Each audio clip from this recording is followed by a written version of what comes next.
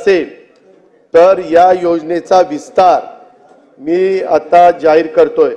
या योजनेचा विस्तार जिल्हा वार्षिक योजनेअंतर्गत महिला व बाल कल्याणासाठी 3% निधीतून जिल्हा व तालुका स्तरावर करण्यात येईल। यामध्ये प्रत्येक जिल्ह्याला त्या जिल्ह्याची साईज बघून 500 देखील रिक्षा तुम्ही तिथे घेऊ शकता। त्याच्यामध्ये 10% आपल्या डीपीसीचा निधी, 20% लाभार्थीचा निधी आणि 70% बँकेचा निधी।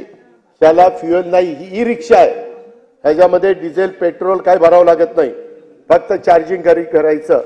आणि तुमचं गाव समजा आता वाशिम जिल्ह्यामध्ये महत्त्वाची शहरं त्याच्यात किती लागतात ते पहा, नाहीतर उगीच रिक्षा आवाच्या सवा वाढून कुणाचाच धंदा सगळ्यांचा बसून टाका।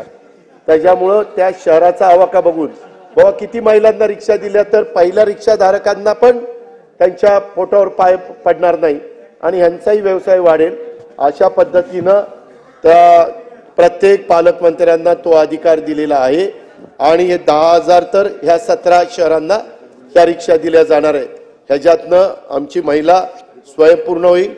तिला साधारण महिन्याचा खर्च मला वाटतं 6,500, महिन्याचा 6,500 म्हणजे 200 रुपये रोज तिला बाजूला काढून ठेवावे लागतील आणि तिला ह्याचा खर्च काहीच नाहीये डिझेल पेट्रोलचा।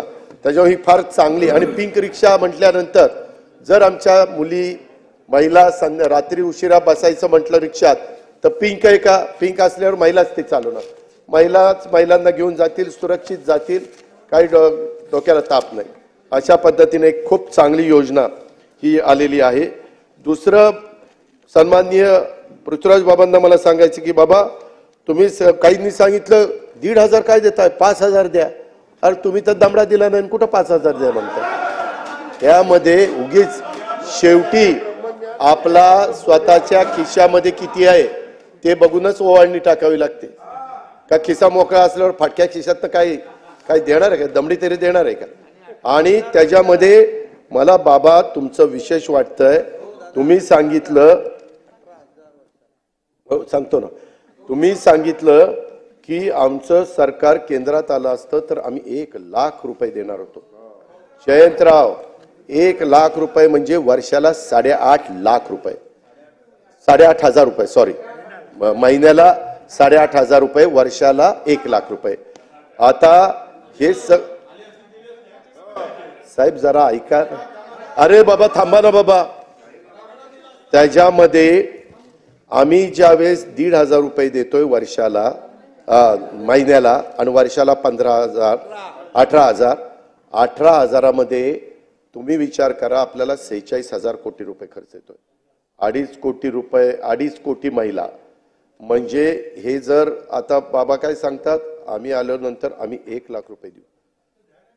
थांबा ना, ऐका, तुम्ही इथं देणार म्हणून काल सांगितलंय, ऑन पेपर आहे, त्यामध्ये 8,500 रुपये महिन्याला द्यायचे म्हटल्यानंतर 1,00,000चा हिशोब काढला तर आपल्याला 2.5 कोटी रुपये लागतात।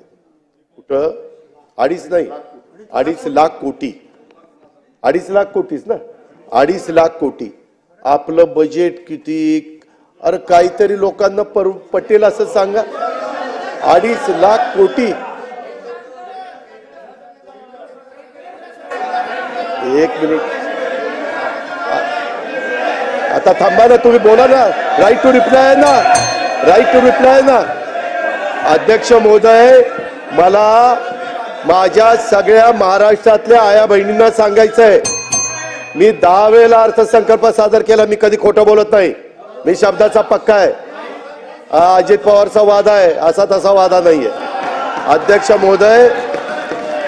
महोदय त्यांनी जे सांगितलं, विरोधी पक्षनेते 1,00,000 रुपये महिन्याला, वर्षाला त्याचा हिशोब काढला तर एक म्हणजे जयंतराव तुम्ही पण विचार करा। अहो यशोमती ताई, काल पृथ्वीराज बाबा तुमच्या समोर बसलेले उत्तर देत असताना म्हटले की आम्ही आता विधानसभेला देखील जाहीरनाम्यामध्ये आणणार आहे। मी रेकॉर्ड काढून दाखवतो। केंद्रातली योजना असेल, थांबा 1 मिनिट, केंद्रातली योजना असेल,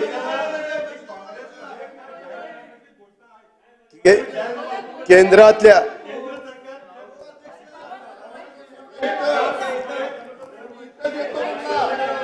अध्यक्ष महोदय, केंद्रातली योजना असली तरी हिशोब काढा.